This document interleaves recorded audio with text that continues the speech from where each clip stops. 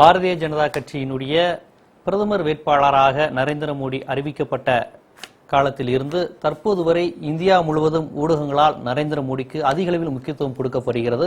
தற்போது அவர் தமிழகத்திற்கு வந்திருக்கிறார். அதாவது பொதுவாக வட இந்தியாவில் பாரதிய ஜனதாவை குறித்த ஒரு பேச்சு இருப்பது என்பது ஒரு ஆச்சரியமான விஷயம் கிடையாது.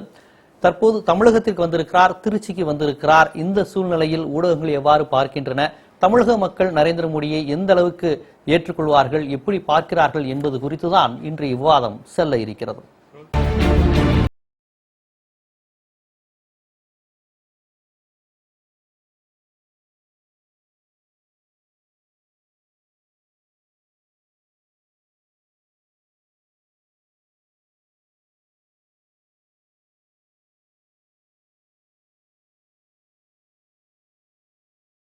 நரேந்திர மோடி என்கின்ற தலைப்பிலே பல்வேறு ஊடகங்கள் கூட தங்களுடைய செய்தி சேனலை ஓட்டுகின்றன.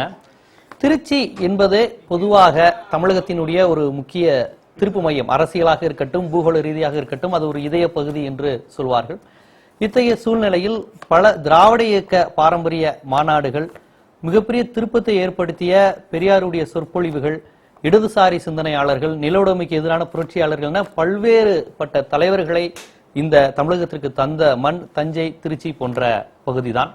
இன்றைய சூழ்நிலையில் திருச்சி என்பது நரேந்திர மோடியினுடைய கூட்டத்தை கேட்பதற்காக, அவருடைய பேச்சை கேட்பதற்காக ஒரு பெருந்திரளான மக்கள் கூடியிருக்கிறார்கள் என்று ஊடகங்கள் தற்போது சொல்லிக் கொண்டிருக்கிறார்கள். பாரதிய ஜனதாவும் தமிழகத்தில் ஒரு மிகப்பெரிய வரவேற்பு நரேந்திர மோடிக்கு இருக்கிறது என்று சொல்லியிருக்கிறார்கள். இந்த கூற்று எந்த அளவிற்கு உண்மை, பொதுமக்கள் எவ்வாறு பார்க்கிறார்கள், பிற அரசியல் கட்சி தலைவர்கள் எவ்வாறு நரேந்திர மோடியினுடைய இந்த தமிழகத்திற்கு வந்திருக்கக்கூடிய இந்த விஷயத்தை எவ்வாறு பார்க்கிறார்கள், சமூக ஆர்வலர்கள் எவ்வாறு பார்க்கிறார்கள் என்பது குறித்துதான் இன்றைய திறன்பட பேசு விவாத நிகழ்ச்சியில் நாம் விரிவாக பார்க்க இருக்கிறோம். இந்த விவாதம் குறித்து கருத்து பதிவு செய்வதற்காக RSS அமைப்பினுடைய முக்கிய பிரமுகர் வழக்கறிஞர் ராமமூர்த்தி அவர்கள் நமது விவாத அரங்கிற்கு வந்திருக்கிறார்கள். மே 17 இயக்கத்தினுடைய நிறுவனரும் தலைவருமாகிய திருமுருகன் அவர்கள் நமது விவாத அரங்கிற்கு வந்திருக்கிறார்கள். மற்றும் தமிழ்நாடு முஸ்லிம் முன்னேற்ற கழகத்தினுடைய முக்கிய பிரமுகரும் பேராசிரியர் ஹாஜா கனி அவர்களும் இந்த விவாதம் குறித்து அவர் தரப்பு கருத்தை முன்வைக்க இருக்கிறார். தற்போது நாம் விவாதத்திற்குள் செல்வோம். ராமமூர்த்தி, உங்கள்கிட்ட இருந்தே இந்த விவாதம் தொடங்கலான்னு பாக்குறேன். நீங்க பொதுவா வட இந்தியாவுக்கும் தென்னிந்தியாவுக்குமே ஒரு மிகப்பெரிய ஒரு வேறுபாடு இருக்கிறது. அதாவது அரசியல்லையே நான் சொல்றேன், வேற எந்த விஷயத்துக்குமே நான் போகல. இங்க உள்ள அரசியல் அமைப்பு வேற, அங்குள்ள அரசியல் அமைப்பு வேற. அது குறிப்பா தமிழ்நாடு அப்படிங்கிறப்ப பாத்தீங்கன்னா பிற தென்னிந்திய மாநிலங்களிலிருந்து இது வேறுபட்ட அமைப்பாக தான் இருக்கு. இங்க பெரிய அளவுல ஒரு தங்க பேருக்கு பின்னாடி கூட சாதி பேரையோ மத அடையாளத்தையோ காட்டிக்கொள்ளாதவர்கள் தான் பெரும்பாலும் அப்படி வைத்த ஒரு அரசியல் இங்க தமிழகத்தில் பெரிய அளவில் நடைபெற்று வந்திருக்கு. பாரம்பரியம் தமிழ்நாட்டுக்கு இருக்கிறது. இந்த சூழ்நிலையில் நரேந்திர மோடிக்கு வட இந்தியாவில் இருக்கக்கூடிய வரவேற்பு தமிழகத்தில் கிடைக்கும் நீங்க எதிர்பார்க்கிறீங்களா? கிடைச்சிருக்குங்கிறது தான் இன்றைய மாநாடு உறுதிப்படுத்தி இருக்கிறது. இன்றைய மாநாட்டில் கூடிய கூட்டம் என்னன்னா, அனைவருமே 10 ரூபாய் கொடுத்துட்டு பதிவு செய்துட்டு தான் வந்திருக்கிறாங்க. இதுவே ஒரு வித்தியாசமான முயற்சியாக தான் பண்றோம். நிச்சயமாக அது அந்த மாநாட்டுடைய வெற்றி அதனை தான் சுட்டி காட்டுகிறது. கட்சிக்கான நன்கொடையா? கட்சிக்கான நன்கொடை, கட்சிக்கான நன்கொடை தான். அது கட்சிக்கான நன்கொடை மட்டுமல்ல, அது ஆக்சுவலா அந்த 10 ரூபாய் என்னன்னா உத்தரகண்டுடைய ரிலீஃப் ஃபண்டுக்காண்டி தான் போய் இறுதியாக சேர்க்கப்படுகின்றது, அதற்காக சேர்க்கப்படுகின்றது. ஆனால் இது பார்க்கறீங்கன்னா கிட்டத்தட்ட ஒரு 10% பாரதிய ஜனதா கட்சியினுடைய ஓட்டு வங்கி இங்க தமிழ்நாட்டில் வந்திருக்கும் அப்படின்றது ஊடகங்களுடைய விழுக்காடு இருக்குங்கிறீங்களா? 10 விழுக்காடு வந்திருக்குங்கிறது பல்வேறு ஊடக நண்பர்கள் சொல்கின்ற விஷயம். இதுக்கான ஒரு ஆராய்ச்சி பாரதிய ஜனதா கட்சியிலிருந்து முழுமையாக செய்யப்படவில்லை. என்னன்னா அது ஊடக நண்பர்கள் சொல்றதை ஏற்றுக்கொள்ளாவிட்டாலும் கூட எப்படியுமாக ஒரு 8% இருக்கும் என்பது என்னுடைய தனிப்பட்ட அனுமானம். ஒண்ணு. ரெண்டாவது என்னன்னா, தமிழ்நாட்டை பொறுத்தவரையும் நிச்சயமாக என்னன்னா தேசிய சிந்தனை, அதாவது தமிழ்நாட்டில் பொறுத்த மட்டும் நீங்க சொல்றதுல ஒரே ஒரு சின்ன கருத்து வேறுபாடு என்ன என்னுடையது, தமிழ்நாட்டு வாக்காளர்கள் மற்ற மாநிலங்களிலிருந்து ஒரு விஷயத்துல முக்கியமா தனித்து இயங்குவார்கள். நாட்டினுடைய அரசாங்கத்தை நிர்ணயிப்பது, அதற்கு தனியாக சிந்தித்து ஓட்டளிப்பார்கள். மாநிலத்துக்கு யார் அரசாங்க வேண்டும் என்பதற்கு அதற்கு சிந்தித்து ஓட்டளிப்பார்கள். பல்வேறு உதாரணங்களை சொல்லலாம். 1980 பாராளுமன்ற தேர்தலில் காங்கிரஸ் கட்சி பெரும் வெற்றி அடைந்து இந்திரா காந்தி வந்தாங்க. நேருவின் மகளை வருகை நிலையான ஆட்சி தருன்னு கலைஞர் அப்போ சொன்னார். ஆனால் அப்போ என்னன்னா பிரதமராக இந்திரா காந்தியை முன்னிறுத்தியதை யாருமே தவறாக சொல்லவில்லை. ஆனால் இன்று நரேந்திர மோடி பிரதமராக முன்னிறுத்தப்படும் போது இவர்கள் அதுல குறை காண்கின்றார்கள். தவறு போயிட்டு போகட்டும். ஆனால் நிச்சயமாக தமிழக மக்கள் மாநில ஆட்சிக்கென்று தனியாக ஓட்டளித்து வந்திருக்கின்றார்கள், மத்தியில ஸ்திரமான ஆட்சி என்பதற்கே ஓட்டளித்து வந்திருக்கின்றார்கள். அந்த வகையில் பார்க்கும்போது மோடி நிச்சயமாக தமிழக வாக்காளர்களால் ஏற்றுக்கொள்ளப்பட்டு விட்டால் இது அடுத்த வருஷம் தேர்தலில் நம்ம பார்க்கலாம்ன்றதான் என்னோட அபிப்பிராயம். திருமுருகன், நீங்க எப்படி பாக்குறீங்க? தமிழகம் நரேந்திர மோடியை எப்படி பார்க்கிறது, எப்படி பார்த்திருக்கிறது? நரேந்திர மோடிங்கிறது பெரிய அளவிற்கு ஒரு பூதாகரமா பிம்பம் உருவாக்கி இருக்கிறாங்க. அப்படி நரேந்திர மோடிங்கிற பினாமினன் அப்படி ஒரு கருத்தியல் நாங்க பார்க்கக்கூடிய பிரச்சாரங்களையோ போகக்கூடிய இடங்கள்லயோ பொதுமக்கள்கிட்டயோ அப்படிலாம் ஒண்ணும் இல்லை. நம்மளுக்கும் நரேந்திர மோடி எந்த சம்பந்தமும் கிடையாது. இன்னும் சொல்ல போனா தமிழகத்திற்கும் பாரதிய ஜனதா கட்சிக்குமே சம்பந்தங்கள் கிடையாது பல்வேறு விஷயங்கள்ல பாத்தீங்கன்னா. அதனால இங்க ஒரு ஊடகத்தினால் ஊதி பெருக்கப்பட்ட ஒரு பலூனா தான் நாங்க பார்க்க முடியுது. மக்கள்கிட்ட அப்படிப்பட்ட விவாதங்கள் எல்லாமே கிடையாது. நீங்க கொடுக்கக்கூடிய அத்தனை தகவல்களுமே ஒரு போலியான தகவல்களாக நாங்க பார்க்க முடிகிறது. அவருடைய ஜிடிபி குரோத்ல இருந்து இன்வெஸ்ட்மெண்ட் முதலீடு செய்யறதுல இருந்து அவருக்கு ஃபேஸ்புக் முகநூலில் இவ்வளவு பேர் இருக்கிறாங்க சொன்ன காலத்துல இருந்து எல்லாமே ஒரு ஊதி பெருக்கப்பட்ட ஒரு விஷயமா தான் இந்த மோடிங்கிற ஒரு விஷயத்த வச்சிருக்கிறாங்க. ஏன்னா ரெண்டாவது விஷயம் அவங்க முக்கியமாவே இந்தியா அப்படிங்கிற ஒன்னாலே மத்திய இந்தியாவுக்கு மேற்பட்டதை மையப்படுத்தியப்பட்ட ஒரு கட்சியா தான் நிக்குது. இப்ப ஐயா சொல்றப்ப கூட சொன்னாரு, 10 ரூபா நாங்க வாங்குறோம், அது உத்தரகாண்ட் ரிலீஃப்காக கொடுக்குறோம்னு சொல்றாங்க. கண்டிப்பா வரவேற்கிறோம். நம்ம அப்படின்னா இயற்கை சீற்றலுக்காக அப்படி பண்றதுங்கிற வரவேற்கிறோம். ஆனா தானே புயல் சீரழிவு இங்க நடந்தது. கிட்டத்தட்ட 5700 கோடி ரூபாயை கூடி தராம இந்திய அரசாங்கம் தடுத்து நிறுத்தியது. அதுக்கு ஏதாவது நீங்க வட இந்தியால இந்த மாதிரி ஏதாவது குஜராத்ல கலெக்ட் பண்ணிருக்கீங்களான்றது எனக்கு தெரியல. தமிழ்நாட்டு பிரச்சனைக்காக அப்படி ஒண்ணு கலெக்ட் பண்ணிருக்காங்களா இல்ல வேற இடங்கள்ல கலெக்ட் பண்ணிருக்காங்களான்னு தெரியல. அங்க குஜராத்ல பூகம்பம் வந்தபோது தமிழ்நாடு கலெக்ட் பண்ணி கொடுத்துருக்குது, கார்கிலுக்காக தமிழ்நாடு கலெக்ட் பண்ணி கொடுத்துருக்குது, உத்தரகாண்டுக்கும் கலெக்ட் பண்ணி கொடுத்துருக்கு. ஒன்னும் பிரச்சனை இல்லை. தானே புயலுக்கு கலெக்ட் பண்ணி கொடுக்கலாம். மத்திய அரசு தர வேண்டிய நிதி கூட எதிர்கட்சியும் அதை பத்தி பேசல. பாரதிய ஜனதா கட்சி தான் எதிர்கட்சி, அவர்களும் அதை பத்தி பேசல. அதனால அவர்கள் எப்பொழுதுமே இணைப்பு. இன்றைய விவாத நிகழ்ச்சியில் இந்த மோடி குறித்த இந்த விவாதத்தில் கருத்தை பதிவு செய்வதற்காக தமிழ்நாடு காங்கிரசினுடைய மூத்த தலைவர் EVKS இளங்கோவன் அவர்கள் நமது இணைப்பில் இருக்கிறார். வணக்கம். வணக்கம், சொல்லுங்க. தமிழக மக்கள் மோடியை எவ்வாறு பார்க்கிறார்கள்? மோடியினுடைய சிந்தனைகள், அவருடைய கருத்துக்களை தமிழக மக்கள் எப்படி ஏற்றுக்கொள்வார்களா? எந்த மாதிரியான சூழல்ல இப்ப இருக்கு? இல்ல, இன்னைக்கு அவர் திருச்சியில கூட பேசியிருக்காரு. அதுல அவர் பேசும்போது அவர் ஒரு பல கருத்து, அபத்தமான பல கருத்துக்களை சொல்லியிருக்காரு. அதுல மிகப்பெரிய அபத்தமான கருத்து என்னன்னா, பிற்படுத்தப்பட்ட மக்களுக்கும் தாழ்த்தப்பட்ட மக்களுக்கும் முன்னுரிமை கொடுப்பதை அவர் மறைமுகமா ஏற்றிருக்காரு. இன்னைக்கு அவர் பேச்சுல பாத்தீங்கன்னா அதான் சொல்றாரு. அது மட்டும் இல்ல, அவர் இன்னொன்னையும் மறந்துட்டார். இனிமேல் வருங்காலத்துல இளைஞர்கள் வேலை இல்லாம போவாங்க காங்கிரஸ் தொடர்ந்தா அப்படின்னு சொல்றாரு. ஆனா இன்றைக்கு வரைக்கும் நாடு சுதந்திரம் அடைந்த பிறகு இந்த 60 ஆண்டு காலத்தில் வேலை வாய்ப்புகளை அதிகப்படுத்தி இன்றைக்கு இவ்வளவு பெரிய அளவிலே இளைஞர்கள் இந்தியாவில் மட்டுமல்ல இந்திய இளைஞர்கள் உலகம் முழுவதும் வேலை செய்கின்றார்கள் என்றால் அது காங்கிரஸ் தான் காரணம் என்பதை மறந்துவிட்டார். ஆகவே அவரை பொறுத்தவரையில் காங்கிரஸை எதிர்ப்பது என்று ஒரே அஜெண்டாக வைத்துக் கொண்டுதான் இருக்கின்றாரே ஒழிய பிரதமராக முன்னிறுத்தப்பட்டிருக்கின்றவர் உருப்படியான காரியங்களை சொல்லுவார், உருப்படியான காரியங்களை சொல்லுவார் என்று எதிர்பார்த்தால் அவருடைய பேச்சை பொறுத்த வரைக்கும் இன்றைக்கு மிகப்பெரிய ஏமாற்றம் தான். அவர் ஒரு பிற்போக்குவாதி தான் என்பதை முழுக்க காட்டியிருக்கின்றார். இப்ப பிற்படுத்தப்பட்ட தாழ்த்தப்பட்ட மக்களுக்கான இடஒதுக்கீடை அவர் வந்தால் எதுவும் ரத்து செய்வார்ங்கிற மாதிரி சொல்றீங்களா? இல்ல, அவர் பேச்சை நீங்கள் பார்த்தீர்கள் என்றால், முழு பேச்சையும் கவனித்தீர்கள் என்றால், மக்களை பிற்படுத்தப்பட்ட மக்கள் தாழ்த்தப்பட்ட மக்கள் என்று சொல்லி பிரித்து விட்டார்கள் என்று சொல்றார். அதனுடைய உள்ளர்த்தம் என்ன என்பதை நீங்கள் புரிந்து கொள்ள வேண்டும். அது மட்டும் இல்ல, அவர் நிறைய விஷயம் சொல்லியிருக்காரு. அதாவது மதம் அடிப்படையில் பிரித்து பார்க்காமல் எல்லோரும் இந்தியர் என்கின்ற அடிப்படையில் தான் என்னுடைய ஆட்சி இருக்கும் அப்படின்னு ஒரு விஷயத்தை சொல்லியிருக்காரு. அதை நீங்க எப்படி பாக்குறீங்க? முதல்ல அவர் குஜராத்ல செஞ்சு காமிச்சிட்டோம். அப்படி சொன்னா ஏன் சிறுபான்மை மக்கள் அத்தனை பேர்த்த அவர் கொண்டாரு? ஆகவே ஊருக்கு உபதேசம் தனக்கில்லை என்பது போல இல்ல, மற்றவர்களுக்கு சொல்வதற்கு முன்னாடி தன்னுடைய முதுகிலும் அழுக்கு இருக்கா என்பதை பார்த்துக் கொள்ள வேண்டும். அவ்வளவுதான், வேற ஒன்றும் இல்லை. நரேந்திர மோடிக்கு தமிழகத்தில் வரவேற்பு இருக்கிறதா? அவர் மிகப்பெரிய வரவேற்பு இருக்கிறது அப்படின்னு பாரதிய ஜனதா தொடர்ந்து சொல்றாங்களே. இப்ப திருச்சியில இருந்து தமிழகத்துல எங்க பார்த்தாலும் நரேந்திர மோடி.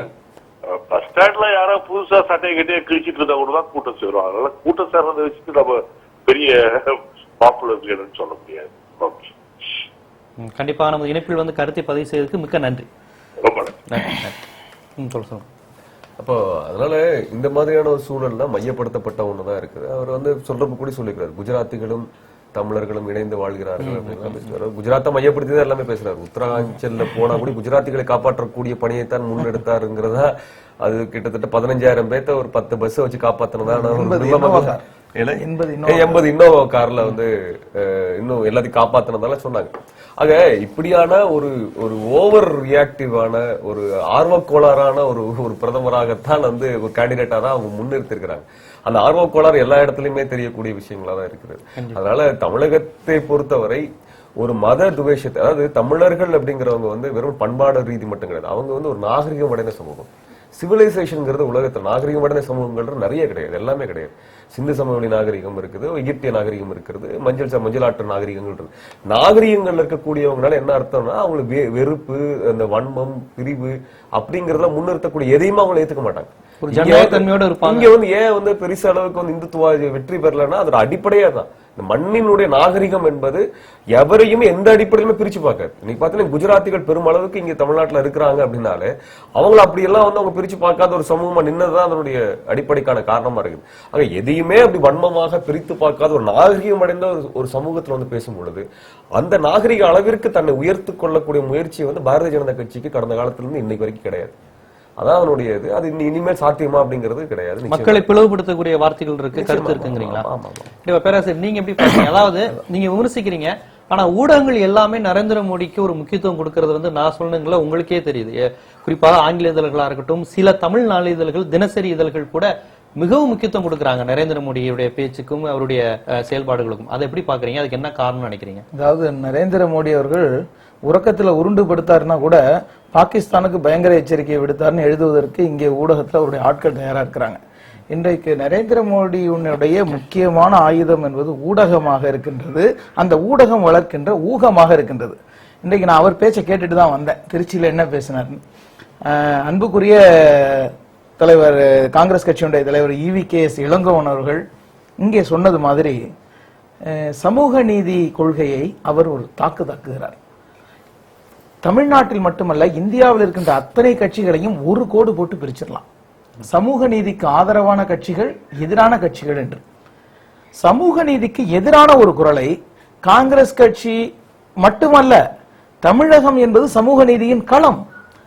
ஆண்டாண்டு காலமாய் பிற்படுத்தப்பட்டு ஒடுக்கப்பட்டு கிடக்கின்ற மக்களை கைதூக்கி விடுவதை ஒரு பிரிவினைவாதமாக பார்க்கக்கூடியவர் தான் தன்னை பிரதமராக ஆக்க வேண்டும் என்ற கனவோடு வந்திருக்கின்றார். மருத்துவமனை இருக்கிறது. இந்த மருத்துவமனை ஒரு பிரிவினைவாத கூடம், இது மனிதர்கள் ஒரு பகுதியை நோயாளிகள் என்று பிரித்து வைத்திருக்கிறது என்று ஒரு பிரச்சாரம் செய்தால் எப்படி இருக்குமோ, வாய்ப்பில்லாதவர்களுக்கு வாய்ப்பு தருவது பேர் சமூக சிகிச்சை. அந்த மாபெரும் சமூக மருத்துவர் பெரியார் வாழ்ந்த மண்ணில் இங்கே நரேந்திர மோடி இந்த வாதத்தை முன்வைத்திருக்கின்றார். இந்த பெரியாரியம் இருந்த மண்ணில் பெரிய ஆரியத்தை கொண்டு வந்துவிடலாம் என்பது அவருடைய கனவாக இருக்கிறது. காவிரி பாய்கின்ற திருச்சியிலே காவியை பாய்ச்ச அவர் கனவு காண்கின்றார். நீங்க கேட்டீங்களே ஊடகம் ஏன் முக்கியத்துவம் தருகின்றன என்று. திருச்சி ஒரு பேச்சை கேட்டேன். ரூபாய் மதிப்பு வீழ்ந்து விட்டது, உண்மைதான். அமெரிக்க டாலருக்கு நிகரான இந்திய ரூபாயினுடைய இந்திய மதிப்பு 60 ரூபாய்க்கு மேல தாண்டிடுச்சு. இதை எதிர்த்து, அமெரிக்காவை எதிர்த்து அவர் செய்த சூளுரைகளை எல்லாம் பார்த்துட்டு வந்தார். ஆனால் இவர் என்ன செய்திருக்காரு தெரியுமா? அதாவது அந்த அமைப்பு பேர் ஆப்கோ வேல்ட் என்று சொல்லக்கூடிய அமெரிக்க நிறுவனத்தோடு மோடி ஒரு ஒப்பந்தம் செய்திருக்கின்றார். மோடியினுடைய தரப்பிலிருந்து ஒப்பந்தம். மாதத்திற்கு $25,000. இதெல்லாம் அம்பலமான விஷயங்கள். $25,000 மாதம் சொல்லி 2007 இருந்து அவருடைய பிம்பத்தை பெரிதாக காட்டுவதுதான் அவருடைய வேலை. அமெரிக்க நிறுவனத்துடைய வேலை முந்தான அம்பலம் ஆயிடுச்சு. 80% அவருடைய ஃபாலோயர்ஸ் இந்த பேஸ்புக் போன்ற சமூக இணையதளங்கள்ல, சோசியல் மீடியாஸ்ல இருந்த 80% மோடி பிரச்சாரகர்கள் போலியான தன்மையுடைய ஐடிகள் என்பது கண்டுபிடிக்கப்பட்ட ஃபேக் ஐடிஸ் என்று கண்டுபிடிக்கப்பட்டு நேற்று முன்தினம் அம்பலமாகி இருக்கின்றது. அதனுடைய ஒரு அங்கம் தான் நம்ம தோழர் திருமுருகன் குறிப்பிட்டது போல 80 இன்னோவா கார்ல 15,000 குஜராத்திகளை உத்தரகாண்டினுடைய இமாலய சுனாமியிலிருந்து காப்பாற்றினார்னு சொன்னாங்க. சொன்ன உடனே நல்ல கேள்வி எழுந்தது. குஜராத்திகளை மட்டும் 80 இன்னோவா கார்ல ஏத்தினவரு ஒரு மாருதி ஆம்னி கிடைக்கலையா மற்ற மாநிலத்தை ஏற்றுவதற்கு என்று கேட்ட போது, குஜராத்திகளை மட்டுமே கவலைப்படக்கூடிய இவர் எப்படி இந்தியாவுக்கு ஒரு தலைவராக தன்னை சொல்ல முடியும் என்ற கேள்வி எழுந்த போது ராஜ்நாத் சிங்கை கிறுக்கிப்பிடி போட்டாங்க பத்திரிகையாளர்கள். உடனே அவர் சொன்னார், நான் மோடியிடம் பேசுகிறேன். அவர் அப்படி ஏதும் பேசியதாக தெரியவில்லை. ஆனால் உண்மை என்ன வருதுன்னா, அந்த பாஜகவுடைய செய்தி தொடர்பாளர் அனில் பலூனி என்பவர் ஹால்டாவானி என்ற இடத்துல, உத்தரகாண்ட்ல இருக்கக்கூடிய ஹால்டாவானி என்ற இடத்துல வைத்து என்னிடம் பேட்டி கொடுத்தார் என்று டைம்ஸ் ஆஃப் இந்தியாவுடைய நிருபர் ஆனந்த் சுந்தோஸ் அவர் வந்து பேட்டி கொடுக்கிறார். டைம்ஸ் ஆஃப் இந்தியாவில் மட்டும்தான் அந்த செய்தி வந்தது. தி ஹிந்து நாளேடு டைம்ஸ் ஆஃப் இந்தியாவை விசாரிக்குது. இந்த செய்திக்கு ஆதாரம் என்ன? இந்த செய்தி அவர் என்ன சொல்றாரு, ஆனந்த் என்ன சொல்றாருன்னா, பாஜகவுடைய அதிகாரப்பூர்வ செய்தி தொடர்பாளர் என்கிட்ட சொன்ன தகவல்னு சொல்றாரு. 80 இன்னோவா கார்ல 15,000 பேர். நல்லா பாத்துங்க. Rambo press meet press release எதுவும் கிடையாது. இவர் சொல்லி இருக்கிறார், இடத்தை வச்சு ஹால்டாவானிங்கிற இடத்துல சொல்லியிருக்காரு. தி ஹிந்து இதை விசாரிச்சுட்டு ஜூன் 28, 2013 வெள்ளிக்கிழமை வெளிவந்த பத்திரிகையில இந்த தகவல் இருக்கிறது. நரேந்திர மோடியினுடைய பிம்பத்தை பெரிதாக்கி காட்டுவதற்கு உத்தரகாண்ட் சுனாமி, இமாலய சுனாமியை கூட அவர்கள் தனக்கு ஆதரவாக பயன்படுத்த தொடங்குகிறார்கள் என்று சொன்னால் எந்த அளவுக்கான வெறி இவர்கள் தலைக்கேறுகிறது. தமிழகம் பிரச்சாரத்தை திட்டமிட்டு ஒரு பணியாக செய்கிறார்கள். ஆமா, இது வந்து மாபெரும் பலூன் மேல பறந்துட்டு இருக்கு நரேந்திர மோடி. அது ஒரு ஊசி, உண்மை என்ற ஊசி அதை தைக்கும் பொழுது அது வெடித்து சிதறிவிடும். விளம்பரத்தாலே ரெண்டு பேருமே ஒரு முக்கியமான விஷயம் சொல்லியிருக்காங்க. ரெண்டு பேருமே அமெரிக்கா கார்ப்பரேட் விஷயம், அமெரிக்கா கார்ப்பரேட்டுகள் முழுக்க விரும்புறாங்க. ஒரு அமெரிக்கா நலனை சார்ந்த ஒரு முதல்வராகத்தான் அவர் இருக்கிறார். இவர் பிரதமர் ஆனாலும் முழுக்க ஒரு அமெரிக்க சார்பு தன்மையோடு தான் இந்தியா எங்கும் அப்படிங்கிற விஷயத்தை சொல்லியிருக்காங்க. நீங்க எப்படி பாக்குறீங்க? இல்ல, நான் வந்து சில விஷயங்கள் சொல்றேன். ஒன்று வந்து அவர் திரு EKS இளங்கவன் சொன்ன விஷயங்கள்லாம் வந்து என்னன்னா, அவர் என்ன சொல்றாருன்னா, அவர் வந்து ஒரு அரசியல் கட்சி தலைவர், எதிர்கட்சி தலைவர். யார் பாரதிய ஜனதா கட்சிக்கு எதிர்கட்சியா இருக்கிறதோ அந்த கட்சியுடைய தலைவர், அவருடைய அபிப்பிராயங்கள் சில இருக்கின்றது. ஆனால் அவர் வந்து என்ன சொல்றாருன்னா, கூடிய கூட்டம் என்பது ஆதரவுக்கு அர்த்தம் கிடையாதுன்னு சொல்றாரு. அதே விஷயங்கள் தானே வந்து நீங்க சோனியா காந்திக்கும் ராகுல் காந்திக்கும் அப்ளை பண்ணணும். ஸோ ராகுல், நீங்க வந்து மோடிக்கு வந்து என்ன ஒரு அளவுகோல் வைத்திருக்கிறீர்களோ அதே தான் நீங்க காங்கிரஸ் கட்சி தலைவர்களுக்கும் அது வரும் நாளைக்கு. அதுக்கான அகையால வந்து என்னன்னா, இது புத்தர் சொன்ன மாதிரி அவர் என்னெல்லாம் சொன்னாரோ அது நிச்சயமாக அது சோனியா காந்திக்கும் ராகுல் காந்திக்கும் அப்ளை ஆகுன்றத சொல்றதோட அதை நிப்பாட்டிக்கிறேன். ரெண்டாவது, நண்பர்கள் இருவரும் சொன்னாங்க, அது வந்து இது வந்து என்னன்னா ஒரு திட்டமிட்ட ஒரு பொய் பிரச்சாரங்கள் தான் ஊடகங்கள் மூலமாக பண்றாங்க. அமெரிக்காவில் வந்து ஒரு நிறுவனத்திலிருந்து இந்த மாதிரி பண்றாங்க, $25,000 கொடுத்து பண்றாங்க அப்படின்னு. அதான் எங்களுடைய ஆட்சேபனையை இவங்களுடைய விஷயங்கள்ல வந்து என்னன்னா, மறைமுகமாக இந்த மாதிரியான வாதங்கள் வந்து இந்த நாட்டை ஆளுகின்ற காங்கிரஸ் கட்சிக்கு ஆதரவாகத்தான் போய் சேர்கின்றன.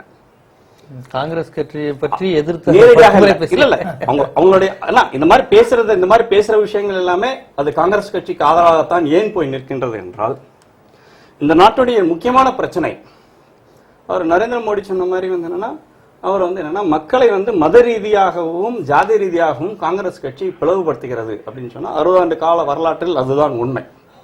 ரெண்டாவது என்னன்னா, குஜராத்ல வந்து என்னன்னா இந்த மாதிரி நடந்திருக்கிறது, முஸ்லிம்களை அவர் கொண்டாருன்றது ஒரு என்ன சொல்றது, ஒரு அவதூறான ஒரு பேச்சை வந்து அவர் ஒரு மாநில தலைவராக இருந்தவர், மத்திய அமைச்சராக இருந்தவரை சொல்றார். அவருக்கு நான் ஒரு விஷயம் தெளிவுபடுத்த சொல்றேன். அவர் EVKS இளங்கவனுக்கு வரலாறு தெரியுமா இல்லையான்றது எனக்கு தெரியாது. ஆனால் நண்பர்களுக்கும் சேர்த்து சொல்லிக்கின்றேன். 1960, 85, 92 இந்த வருடங்கள்ல வந்து மிகப்பெரிய அளவுல வந்து கலவரங்கள் குஜராத்தில் நடைபெற்றது. 69 நடைபெற்ற கலவரம் வந்து கிட்டத்தட்ட 6 மாதம் நடந்தது. நண்பருக்கு தெரியுமா இல்லையான்றது எனக்கு தெரியல. மத கலவரம் கிட்டத்தட்ட 5000க்கு மேற்பட்ட இஸ்லாமியர்கள் வந்து அந்த கலவரத்தில் கொல்லப்பட்டார்கள். அப்போது ஆட்சியில் இருந்தது காங்கிரஸ் கட்சி தான் இருந்தது. மத்தியில் பிரதமர் மந்திரியாக இருந்தவர் இந்திரா காந்தி. ஒரு எஃப்ஐஆர் ரெஜிஸ்டர் ஆகல, ஒருத்தர் கன்விக்ஷன் ஆகல. அதனால இந்த கலவரங்கள் இயல்பா நடக்காது, ஒன்றும் பெரிய மாற்றம் இல்ல. நான் சொல்றது நீங்க கொஞ்சம் புரிஞ்சிட்டு அப்புறமா அதுக்கப்புறம் இல்ல நான் கேக்குறது ப்ளீஸ் நான் நீங்க பேசுறது நான் பேசல. சொல்லுங்க. நான் சொல்லி முடிச்சதுக்கு அப்புறம் உங்களுடைய கேள்வி கேளுங்க. சோ நீங்க மோடி மீது குற்றச்சாட்டு மத கலவரத்தை அவர் தூண்டினார் என்பது. ஆனால் நீங்க வந்து நடத்தினார் என்பது தூண்டினார் இல்ல, நடத்தினார். உண்மைக்கு மாறாக பேசும்போது சொல்லுங்க, விஷயத்தை சொல்லுங்க சார்.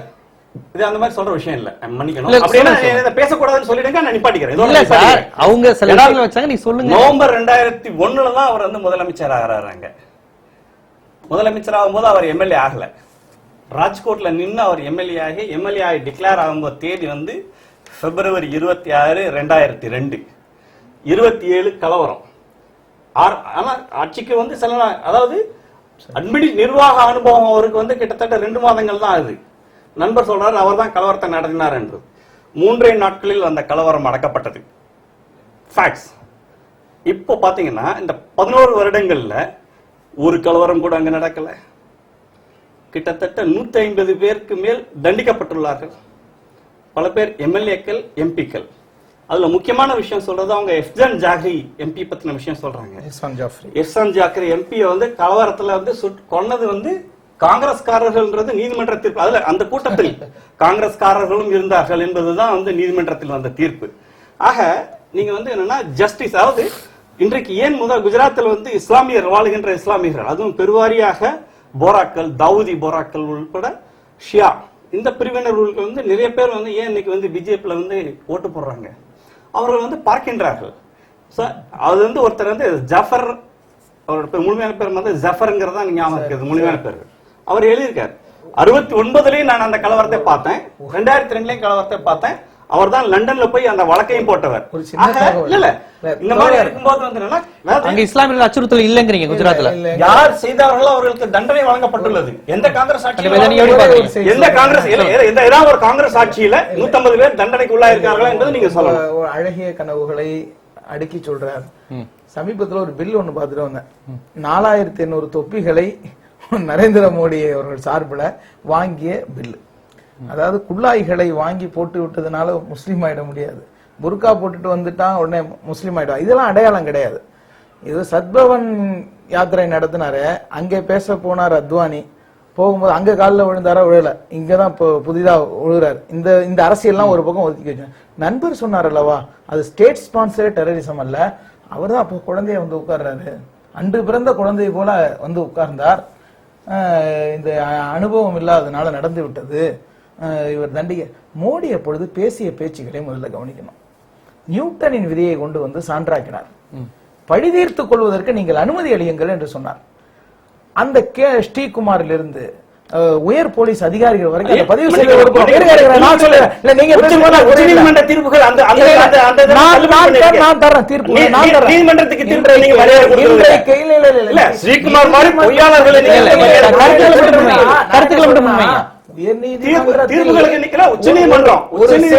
கூட சேதம் ஏற்படக்கூடாது என்று உயர்நீதிமன்றம் சொன்னதை தூக்கி காற்றில் பறக்க வைத்தவர்கள் நீங்கள் நீதிமன்ற தீர்ப்பை பத்தி சொல்லக்கூடாது. ஒரு விஷயம் வாங்க, இன்றைக்கு மோடி திருச்சியில பேசுறார், மற்றவர்களை விட காந்தி நல்ல காங்கிரஸை அறிந்து வைத்திருந்தார், அதனால கலைக்க சொன்னார். அது ஒரு போலியான செய்தி, அது ஒரு பக்கம் போகட்டும். காந்தி எப்படி காங்கிரஸை நன்கு அறிந்து வைத்திருந்தாரோ அது போல மோடியின் ஆன்மாவாக மோடியை நன்கு அறிந்து வைத்திருந்தவர் டிஐஜி வன்சரா. அவர் நடந்திருக்கின்ற படுகொலைகள் எல்லாம் திட்டமிட்டு நடத்தப்படுபவை, சிறையில் இருக்க வேண்டிய மோடி ஆட்சியில் இருந்து கொண்டிருக்கிறார் என்று எழுதிய கடிதங்கள் அம்பலமானது பொய்யா? ஒரு பக்கம்.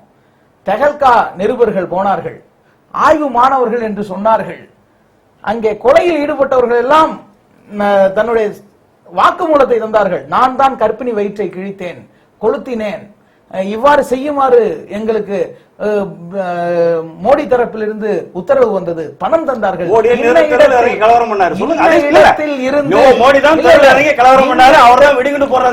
காங்கிரஸ் தரப்பு கருத்தை கேட்போம். ஒரே நிமிடம். கஜநாதன் சொல்லுங்க சார்.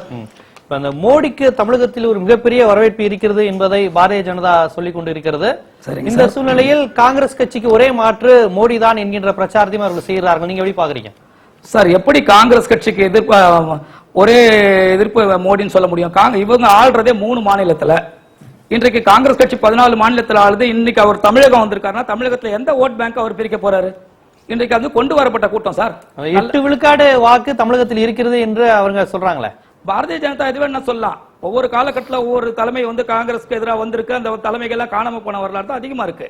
நீங்க பாத்தீங்கன்னா 47 இருந்து 1977 வரையும் 30 வருஷம் காங்கிரஸ் அசைக்க முடியாத ஆட்சி, அசைக்க முடியாம கட்சியா இருந்தது. 77 இருந்து 80 வரையிலும் பாத்தீங்கன்னா ஜனதா மொரார்ஜி தேசாய் தலைமையில ஒரு இவங்க எல்லாமே சேர்ந்தாங்க. இதே பாரதிய ஜனதா ஜனசங் என்ற பேர்ல இருந்தாங்க. இப்ப இந்த விஷயத்தை சொல்லுங்க. இப்ப காங்கிரஸ் அரசு மீது மக்களுக்கு ஒரு அதிருப்தி இருக்கிறது, அதை அந்த மாற்றை நாங்கள் அந்த இடத்தை நாங்கள் நிரப்புகிறோம்னு சொல்லிடுற அந்த பாரதிய ஜனதா வார்த்தை எப்படி சொல்றீங்க? அதான் சார், இப்போ மோடிக்கு மீடியாக்கள் எல்லாம் நல்லா சப்போர்ட் பண்றாங்க. சில மீடியாக்கள் பிரதமரா ஆகிறதுக்கு முன்னாடியே அவர் பிரதமரா ஆயிட்ட மாதிரியே ஒரு இமேஜை கொடுக்குறாங்க. இன்னைக்கு பாத்தீங்கன்னா ஒரு குஜராத் முதல்வர் இவரால் வந்து பாரதிய ஜனதா கட்சிக்குள்ளவே இவருக்கு செல்வாக்கு பெற முடியல. அவருடைய சீனியர் தலைவர் ஒரு அத்வானி இவரை கடுமையா எதிர்க்கிறார். இவர் காலில் விழுறாரு, அது தமிழகத்து மேடையில அதை கூட வந்து அத்வானி கண்டுகாதான் நிக்கிறாரு. நீங்க நல்லா புரிஞ்சுக்கலாம். இன்னைக்கு வந்திருக்க கூட்டம் இவர் பேஸ்புக்கையும் ஆன்லைனையும் நம்பிக்கிட்டு தான் பண்றாரு. இதை நீங்க முன்னாடியே பாத்தீங்கன்னா இங்க சந்திரபாபு நாயுடு, இங்க இதுல இருக்க ஹைதராபாத்ல பாத்தீங்கன்னா அப்படியே மாநிலத்தை நாங்க வந்து கம்ப்யூட்டர் மயமாக்கிட்டோம்னார். பில் கிளின்டன் வந்து பாராட்டினார். ஆனா என்ன ஆச்சு, பாமர மக்கள் இவங்களை ஏத்துக்கிறது இல்ல. இவங்க ஏதோ ஒரு மாயையில ஏதோ பிரம்மையில வெறும் மீடியாக்களை நம்பி வெறும் கம்ப்யூட்டர் நம்பி போனாங்கன்னா ஓட் பேங்க் எது தெரியுங்களா? கிராம மக்கள், விவசாய மக்கள், ஏழை மக்கள், எளிய மக்களிடம் சென்று சேரவில்லைங்கிறீங்க மோடி. கண்டிப்பா கண்டிப்பா. அதாவது வெறும் இமேஜ்ல போயிட்டு இருக்கு, வெறும் பிரச்சாரத்திலையும் வெறும் இதுல அட்வர்டைஸ்மெண்ட்லயும் போயிட்டு இருக்காரு. மோடி வந்து தன்னை முன்னிலைப்படுத்துவதற்காக எதை வேண்டுமானாலும் செய்வார். அதுக்கு உதாரணம் தான் உங்களுக்கு கோத்ரா கலவரமே. ஏன் சார், ஒரு ஐபிஎஸ் அதிகாரி நேரடியா அவர் வந்து அவருக்கு வந்து எதிர்த்து சொல்றாரு, இவங்க சொன்னாங்கன்னு நாங்க வந்து சுட்டோன்றாங்க. 2500 அப்பாவி மக்கள். இவங்க கோத்ரா ரயில்வே இதுல வந்து குற்றவாளிகள் தண்டிக்கிறது நாங்க தப்புன்னு சொல்லல. ஆனா அப்பாவி மக்களை 2500 பேரை கொண்டு இருக்காங்க. இதுக்கு யார் பதில் சொல்றது? இன்னையும் எஃப்ஐஆர் போட முடியல இவங்களால.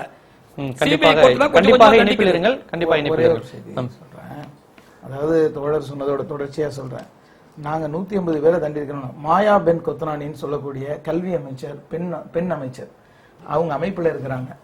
அந்த அம்மையாருக்கு தொடர்ந்து அவர் தேடப்படும் குற்றவாளி அமைச்சரவையில் இருக்கிறார். மோடி எந்த நடவடிக்கையும் எடுக்கவில்லை. திடீரென்று நீதிமன்றம் ஆயுள் தண்டனை அளிக்கின்றது. உடனே மேல்முறையீடு சேர்ந்து மரண தண்டனை ஆக்குங்கள், உயிரோடு இருந்தா எங்க உண்மைகளை எல்லாம் சொல்லிடுவாரு அப்படிங்கிற நிலைமை கொண்டு போய் விடுகிறார்கள். இவருடைய நாடகங்களை பார்த்து கொண்டிருக்கிறார்கள் மக்கள். முதல்ல மக்களை இவர்கள் எப்படி நடத்துவார்கள்? இவர்கள் கார்பரேட்டுகளை நடத்துவது ஒரு விதம், சாதாரண மக்களை நடத்துவது வேறு விதம். உதாரணத்துக்கு அகமதாபாத்தில் இருந்து 45 கிலோமீட்டர் தூரத்தில் இருக்கிற பாவலான்னு ஒரு கிராமம். அந்த கிராமத்துல எந்தெந்த சாதியினர் எத்தனை மணிக்கு தண்ணி எடுக்க வேண்டும் என்று அரசாங்க அறிவிப்பு எழுதப்பட்டு, அரசாங்கத்தினுடைய அறிவிப்பு காலையில் பிராமணர்கள், கடைசியில் தலித்துகள். தீண்டாமை அனுசரிக்கப்படுது. வெளிப்படையாக அரசு ஆதரவோடு நடைபெற்றுக் கொண்டிருக்கின்ற ஒரு மாநிலத்தில் அதை எதிர்த்து துரும்பை கூட அசைக்காத ஒருவர், இந்திய நாட்டினுடைய மிகப்பெரிய பிரச்சனை என்னங்க? தந்தை பெரியார் அதாவது யார் இந்த படத்தோட இருக்கு, நமோ நாமம் என்று தோழர் கோவி லெனின் எழுதிய புத்தகத்துல படத்தை காட்டுகிறேன். குஜராத்தினுடைய அந்த படத்தோடு எத்தனை மணிக்கு யார் யாரு தண்ணீர் பிடிக்கணும் அப்படிங்கிற செய்தி உட்பட எழுதப்பட்டிருக்க படம் போட்டு விளக்கி இருக்கிறார்கள். ஆகவே இவர்கள் வந்து ஷோராபுதீன் ஷேக், இஸ்ரத் ஜஹான் இவங்களெல்லாம் பெரிய வந்து நாட்டை காக்க வந்த உத்தமர்கள் எழுதினவர் அப்படிதான் எழுதுவார். மோடியை விட ரொம்ப நல்ல அறிவிப்பு. யார் யார் என்னென்ன ஜாதி எந்தெந்த மணிக்கு நேரம் குறித்து கடைசியில தான் தலித்துகளுக்கு நேரம் ஒதுக்கி இருக்கிறார்கள். இப்படி மக்களை பிளந்தவர் காங்கிரஸ் கட்சி பார்த்து மக்களை பிளந்தது என்றார்கள். சாதியை கண்டுபிடித்தது காங்கிரஸ் கட்சியா? சாதியை கண்டுபிடித்தவருடைய பின்னணியில இருக்கக்கூடியவர்கள். இந்த நாடு அரசியல் சாசனத்தில் முதல்ல நம்பிக்கை இருக்கா அவங்களுக்கு? குருஜி கோல்வால்கர் பற்றி தோழருடைய கருத்து என்ன? அவருடைய குரு மூதாதை குருஜி கோல்வால்கரை பற்றி நீங்க என்ன கருத்து சொல்றீங்க? நல்ல விதமா தானே சொல்லுவீங்க. இல்ல, இன்றைக்கு நாட்டுடைய மிக முக்கியமான பிரச்சனை அதான் திசை திருப்புறது. இன்றைக்கு நாட்டினுடைய மிக முக்கியமான பிரச்சனையை திசை திருப்பதற்காகத்தான் காங்கிரஸ் செய்யுது. காங்கிரசுக்கு ஆதரவாக நண்பர்களும் வந்து இந்த மாதிரியான விஷயங்கள் வந்து ஏற்பட்டு இருக்காங்க. மிக முக்கியமான பிரச்சனை வந்து என்னன்னா, இந்த நாட்டினுடைய கருப்பு பணம் கிட்டத்தட்ட 105 இல்ல சார், ஒரு நிமிடம் அதை பத்தி பேசுவோம். தீண்டாமை இருக்கிறது சொன்ன பதிலுக்கு நீங்க சொல்றீங்க கருப்பு பண பிரச்சனை இல்லைன்னு அவங்க பேசவே இல்ல. அந்த கிராமத்துல எழுதி வச்சிருந்த போர்டு அவங்க காமிக்கிறாங்க. அந்த போர்டு அதான் சொல்றேன். அவர் என்னைக்கு வந்து இஸ்ரத் ஜஹான் வந்து ஒரு பெரிய இந்த நாட்டினுடைய பேசுவோம். இல்ல அந்த புத்தகமே முழுக்க இல்ல ராமமூர்த்தி அவர் கேட்ட கேள்விக்கு நீங்க என்ன பதில் சொல்லலாம்? நான் என்ன கேட்டேன்னா, தீண்டாமை அங்க இப்படி பண்றாங்க, இவரே எழுதி வச்சு அந்த போட்டோ எடுத்துக்கூட அது இல்லங்கிறீங்களா? அப்படி இல்லங்கிறீங்களா? இல்லை, நிச்சயமாக அந்த ஒரு விஷயம் குஜராத்ல கிடையாது. நிச்சயமாக அந்த ஒரு விஷயம் இருந்தா நிச்சயமாக இந்த விஷயம் உச்சநீதிமன்றத்திற்கு போய் தண்டனை தரதுக்கு திக்விஜய் சிங்கும் சோனியா காந்தியும் என்னைக்குமே தயாரா இருக்கிறாங்க. திருமுருகன் நீங்க எப்படி பாக்குறீங்க? 200% ஒரு பொய்யான தயவு செஞ்சு இதை திருமுருகன் சொல்லுங்க. திருமுருகன் சொல்லுங்க. அதாவது பல்வேறு பொய்களின் அடிப்படையில் தான் கதைகள் கட்டப்பட்டு இருக்கின்றன. இந்த இந்துத்துவ கதைகளே வந்து அப்படிதான் கதையில கட்டி தான் இஸ்ரத் ஜஹான் வந்து தேச தியாகி, அவர்களாம் இந்த நாட்டை காக்க வந்த உத்தமர்கள். அவர் கொஞ்சம் வாய்ப்பு கொடுங்க தோழர், அதுக்கப்புறம் அந்த குற்றச்சாட்டுக்கு நீங்க பதில் சொல்லுங்க. சொல்லுங்க. கோட்சே எல்லாம் தேச தியாகியா இருக்கும் பொழுது நம்ம வந்து இஸ்ரத் ஜஹான் பத்தி பேச வேண்டியது இருக்குது. கோட்சே வந்து RSS சேர்ந்தவர் தான். காந்தி, மகாத்மா காந்தியை கொலை செய்த கோட்சேவினுடைய அமைப்பிலிருந்து வந்திருக்க தோழரிடம் நான் என்னத்தை எதிர்பார்க்க முடியும்? வேற ஒன்றும் பெருசா எதிர்பார்க்க விட முடியாது. ஆனா நம்ம அடிப்படையான சில விஷயங்களை பார்க்க வேண்டியிருக்கு. இங்க வந்து இவர் சொன்னதுல ஒண்ணு இருக்கு. காங்கிரஸ் காலத்துல இவ்வளவு இஸ்லாமியர்கள் மீது கொலைகள் நடத்தப்பட்டிருக்கு. காங்கிரசுக்கும் பாரதிய ஜனதா கட்சிக்கும் வித்தியாசமே கிடையாது. ஒன்று மிதவாத ஒரு மதத்தை இந்துத்துவத்தை முன்வைக்கக்கூடிய ஒன்று, இன்னொரு தீவிரமாக இந்துத்துவத்தை முன்வைக்கக்கூடிய ஒன்று. இது ரெண்டு தான் அதனுடைய ரெண்டு கட்சியுமே இந்துத்துவ சிந்தனை இருக்கு. அதே மாதிரி அவர் சொன்னாரு, நாங்க வந்து அவர் சீஃப் மினிஸ்டர் ஆன உடனே, முதலமைச்சர் ஆன உடனே அவர் கையாளுறதுக்கு முடியல, அதனால 3000 இஸ்லாமியர்கள் அவர் வண்டி 1000 சார் 1000 தான் 1050 என்னமோ தான் ஃபேக்ட். 1050 அது வந்து இல்ல 300% டக்குன்னு இன்க்ரீஸ் பண்றாங்க. 1027 என்னமோ தான் சுப்ரீம் கோர்ட். சரி, அந்த கணக்குல அது வந்து அவங்க வந்து அவங்களுடைய என்ஜிஓ பண்ணது. சரி சரி, அது 1027 தான் ஆர்எஸ்எஸ் கணக்கின்படி. ஆர்எஸ்எஸ் கணக்கு இல்ல, மன்னிக்கணும், நான் சொல்றேன் அது இஸ்லாமியர் இல்ல சார்.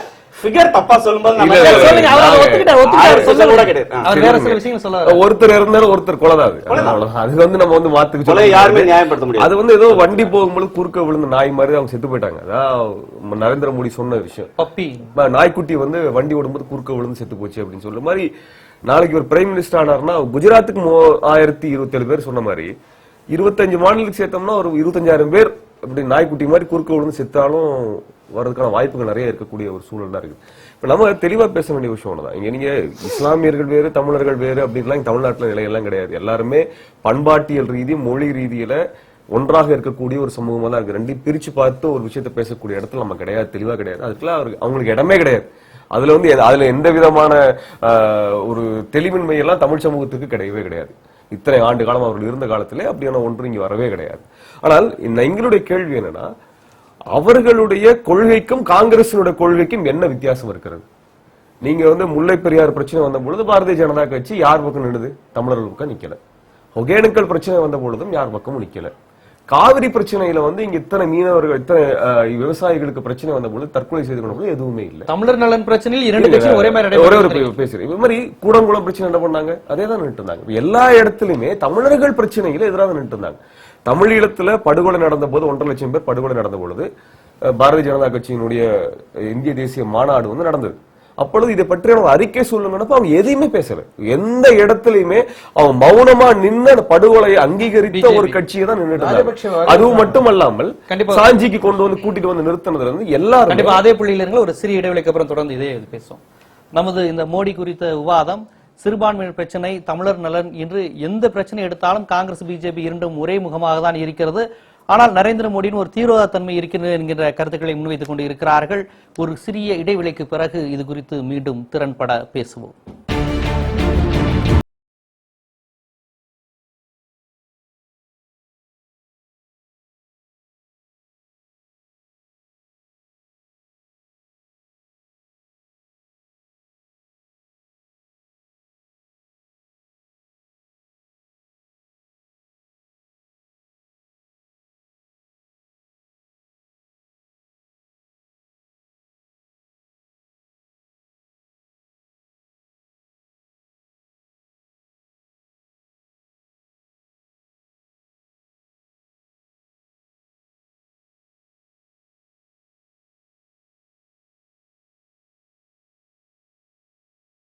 விவாதம் தொடர்கிறது. இப்ப நீங்க நரேந்திர மோடி குறித்து அவங்க ஒரு சிறுபான்மைகளுக்கு அச்சுறுத்தலான சூழல் இருக்கிறதெல்லாம் பதிவு செஞ்சாங்க.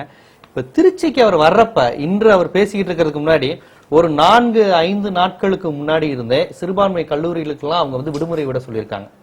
இது உங்களுக்கே தெரிஞ்சிருக்கும். திருச்சியில் உள்ள ஜமால் முகமது கல்லூரிக்கு வந்து 3 நாட்களுக்கு நீங்க விடுமுறை. இப்ப அவங்க விடுமுறையில தான் இருக்காங்க. அந்த மாணவர்கள் படிக்க கூட வேணாம், நரேந்திர மோடி வராங்க, எங்க இஸ்லாமிய கல்லூரி, எங்க இஸ்லாமிய மாணவர்கள் வரக்கூடாதுன்னு சொல்லி போலீஸ் வந்து ஒரு கெடுபிடியை நடத்தியிருக்காங்க. அதாவது ஒரு தமிழ்நாட்டுல ஒரு திருச்சியில ஒரு குஜராத் முதல்வர் வருகிறார் என்பதற்காக அங்க இருக்கக்கூடிய ஒரு குறிப்பிட்ட மதத்தை சேர்ந்தவர்களை வந்து அலாட் செய்யற ஒரு விஷயம் இருக்குல்ல. இவர் எப்படி இந்தியா முழுவதும் உள்ள ஒருவருக்கு பிரதமராக எல்லாருக்குமாக வந்தால் அது எப்படி இவர் வந்தா சிறுபான்மை மக்களை அலாட் பண்ற மாதிரியான ஒரு சூழல் இருக்கும் பட்சத்தில் அது எப்படி ஒரு சரியான ஒரு அமைப்பா இருக்கும்? அது யாரும் நாங்க கேட்கவும் இல்லை, வலியுறுத்தவும் இல்லை. ரெண்டாவது விஷயம், அதான் நான் திரும்ப சொல்ற விஷயம் சார். சொல்ல நீங்க கேட்காம அவங்க செய்யறதா அதோட ஆபத்தா இருக்குல்ல. தயவுசெய்து அதான் அது வந்து என்னன்னா தமிழ் மாநில அரசாங்கம் ஏன் அந்த மாதிரி பண்ணாங்கன்றது எனக்கு தெரியாது. எனக்கு வந்து தாங்கள் யாருமே அதை கேட்கவும் ஒரு நிமிடம் அவர் பேச எங்களை பொறுத்த மட்டும் நாங்கள் வந்து இந்த நாட்டில் இந்த வரப்போகின்ற பாராளுமன்ற தேர்தலில் முன்வைக்கின்ற விஷயங்கள் அதை திசை திருப்பதற்காகத்தான் நீங்கள் வந்து சிறுபான்மையிற்கு எதிரானவர்கள் என்ற ஒரு பிரச்சாரத்தை வந்து காங்கிரஸ்காரங்க செய்யறாங்க. நம்ம சொல்லிட்டு இருக்காங்க. இப்போ நாங்க முன்வைக்கிற விஷயம் இதுதான் சார். இப்போ நாங்க முன்வைக்கிற விஷயம் இன்றைக்கு தேதிக்கு வந்து பாத்தீங்கன்னா அமெரிக்கன் டாலருக்கு எதிராக மட்டுமே இந்திய ரூபாயின் மதிப்பு சரிந்துள்ளது. உலகத்தினுடைய வேறு எந்த நாணயத்திற்கும் எதிராக இது இவ்வளவு சரிவை காணவில்லை. இதற்கு 3 காரணங்களை நாங்கள் சொல்லுகின்றோம். முதல் காரணமாக ஏன் நரேந்திர மோடி வந்து தமிழகத்தில் மட்டுமல்ல இந்தியா முழுவதும் ஏற்றுக்கொள்ளப்படுவார் என்ற ஐயப்பாடு பல பேருக்கு வந்திருக்கின்றது, பல்வேறு இடங்களில் இருக்கின்றது. அந்த ஐயத்தின் விளைவு 3 விஷயங்களை நாங்க சொல்லுகின்றோம். ஒன்று வந்து டெரிவேட்டிவ்ஸ்னு சொல்ற விஷயம். அதாவது என்னன்னா, வெளிநாடுகளில் வாழ்கின்ற இந்தியர்கள் அவருடைய பாஸ்போர்ட்டை காமிச்சு அவர்கள் எவ்வளவு ரூபாய் இந்திய பணத்தை கொண்டு வந்தாலுமே அவர்களுக்கு வந்து டாலர் பரிமாற்றம் செய்யப்படும். அதாவது வந்து கருப்பு பணம் வந்து வெள்ளையாகிற விஷயம். இந்த விஷயம் அதிகாரப்பூர்வமாகவே நடந்து கொண்டிருக்கின்றது. அதனால குறிப்பிட்ட எண்ணிக்கைக்கும் அதே அப்ப வந்து என்ன, டாலர் மட்டும்தான் பரிமாற்றம், வேற எந்த நாணயமும் பரிமாற்றம் கிடையாது. ஒன்று நடக்கிறது. ரெண்டாவது வந்து என்னன்னா, இந்த நாட்டினுடைய உதய பதவியில் இருக்கின்ற குடும்பத்தை சார்ந்தவர்கள் சிங்கப்பூர் மாதிரியான இடங்கள்ல வந்து என்னன்னா கமாடிட்டி ட்ரேடிங், அதாவது ரூபாயை வைத்து ட்ரேடிங், அவர்கள் வந்து அந்த வியாபாரத்தின் அடிப்படையான விஷயமே வந்து என்னன்னா, ஒரு டாலருக்கான இந்திய ரூபாயின் மதிப்பு 60க்கும் கீழே செல்லக்கூடாது என்பதுதான் அந்த வியாபாரத்தினுடைய அடிப்படை அம்சம். அதில் ஒரு நாள் வியாபாரத்திலே கிட்டத்தட்ட 10,000 கோடியிலிருந்து 20,000 கோடி வரை லாபம் வந்து கொண்டிருக்கின்றது. இது மூலமாகவும் நிறைய பணம், இந்திய பணம் வந்து கேஷ் வந்து ருபி, அந்த ரூபாய் என்ற அளவில் இருக்க கரன்சி நோட்டுகள் இந்தியாவுக்குள் புழக்கத்திற்கு வந்திருக்கின்றன, டாலர்கள் வெளியே சென்றிருக்கின்றன வெள்ளை பணமாக. மூன்றாவது ஹவாலா டிரான்சாக்ஷன்ஸ். ஹவாலா டிரான்சாக்ஷன்ஸ்ன்றது வந்து பெருவாரி நிறைய பேர் நினைக்கிறாங்கன்னா ஸ்மக்லர்ஸ் மூலமா நடக்குதுன்னு நினைக்கின்றாங்க. அது இல்லை. உண்மை வந்து என்னன்னா 80% மேலான ஹவாலா டிரான்சாக்ஷன்ஸ் வந்து இந்த நாட்டினுடைய என்ஜிஓஸ், பொது தொண்டு நிறுவனங்கள் என்று செயல்படுகின்ற, குறிப்பாக மேற்கத்திய நாடுகளில் இருந்து பண உதவி பெறுகின்ற அமைப்புகள், அவர்கள் மூலமாகத்தான் நம்முடைய விவாத நிகழ்ச்சியில் கருத்து பதிவு செய்திருக்காங்க பாரதிய ஜனதா கட்சியினுடைய மூத்த தலைவர் இல கணேசன் அவர்கள் நமது இணைப்பில் இருக்கிறார்கள். வணக்கம். வணக்கம் வணக்கம் வணக்கம் வணக்கம். இன்று திருச்சியில் நரேந்திர மோடி பேசிக் கொண்டிருக்கிற இந்த கூட்டத்தின் மூலமாக தமிழகத்தில் பாரதிய ஜனதாவிற்கு ஒரு ஆதரவு அலை எழுந்திருக்கிறது அல்லது உருவாகியிருக்கிறது என்று நினைக்கிறீர்களா? நிச்சயமாக ஒரு நடுநிலையாக இருக்கிற நோக்கங்கள் முதற்கொண்டு இந்த கருத்தை ஒப்புக்கொள்வார்கள். நான் பாரதிய ஜனதா கட்சியை சார்ந்த என்பதற்காக மாத்திரம் சொல்லவில்லை. எங்களை பொறுத்தவரை வரலாறு காணாத ஒரு பெரிய ஏற்று மக்கள் எங்களது கருத்தை, குறிப்பாக நரேந்திர மோடியுடைய தலைமையை தமிழகத்திலும் ஏற்கிறார்கள் என்பதற்கு இது ஒரு நிரூபணம். அது இன்று நீங்க உங்களிடம் ஒரு கேள்வி, இங்கு திருச்சியில் இருக்கக்கூடிய ஜமால் முகமது கல்லூரி போன்ற சிறுபான்மை கல்லூரிகளுக்கு விடுமுறை அளித்திருக்கிறார்களே, ஏன் நரேந்திர மோடி வந்து மக்களின் பிரதிநிதியாக தானே வராரு, மக்கள் பிரதிநிதியாக தானே ஆசைப்படுறாரு, அவர் வரப்ப ஏன் ஒரு குறிப்பிட்ட மக்களுக்கு ஒரு அலர்ட்னஸ் செய்யறாங்க? அதற்கு காரணம் என்னவென்றால், காங்கிரஸ் கட்சியும் மற்றவர்களும், குறிப்பாக சில ஜமாத்தர்களும் கூட பாரதிய ஜனதா கட்சி, நரேந்திர மோடி அல்லது RSS போன்ற இயக்கங்களை குறித்து ஏதோ இவர்கள் எல்லாம் மத ரீதியாக எதிர்ப்பார்கள் என்பது போல ஒரு தவறான பிரச்சாரத்தை உண்டாக்கி அச்சுறுத்திருக்கிற காரணத்தால் அப்படி செய்திருக்கலாம். அவர்கள் அப்படி செய்திருக்க வேண்டிய தேவையில்லை. காரணம், உண்மையிலே வந்து பார்த்திருப்பானால் மத ரீதியாக எங்களை ஏன் பிரிக்கிறாய் என்றுதான் ஆவேசத்தோடு கேட்கிறார் அவர். இந்த செயல்பாடுல பாரதிய ஜனதாக்கு உடன்பாடு இல்லைங்கிறீங்களா? இதுல இல்ல இந்த செயல்பாடு, அதாவது அங்குள்ள சிறுபான்மை கல்லூரிகள் விடுமுறை விட்டது இல்ல, யாரும் இல்ல, விடுமுறை விட்டு அதன் காரணமாக அவர்கள் இந்த கூட்டத்திலே கலந்து கொள்ள வேண்டும் என்பதற்காக வந்திருப்பார். ஆனால் வரவேற்பு. ஆனால் அச்ச உணர்ச்சியின் காரணமாக விடுமுறை விட்டிருப்பார். ஆனால் அது யாரோ சில பேர் பாரதிய ஜனதா கட்சி குறித்து, இந்த கூட்டம் குறித்து வருடத்தில் செய்த தவறான பிரச்சாரத்தின் விளைவு. கண்டிப்பாக நமது இணைப்பில் வந்து கருத்தை பதிவு செய்வதற்கு மிக்க நன்றி. சிறிய கருத்து பதிவு பண்ணிடுறேன். மாணவர்கள் தொடர்பாக கேட்டதுனால ஐயா இலகணேசன் அவர்கள் ஒரு மாபெரும் நகைச்சுவையை உதித்திருக்கிறார்கள். அதாவது சிறுபான்மை கல்லூரிகள்லாம் விடுமுறை விட்டது நரேந்திர மோடி அவருடைய கூட்டத்துல பங்கேற்க என்று. கடந்த ஒரு மாதமாக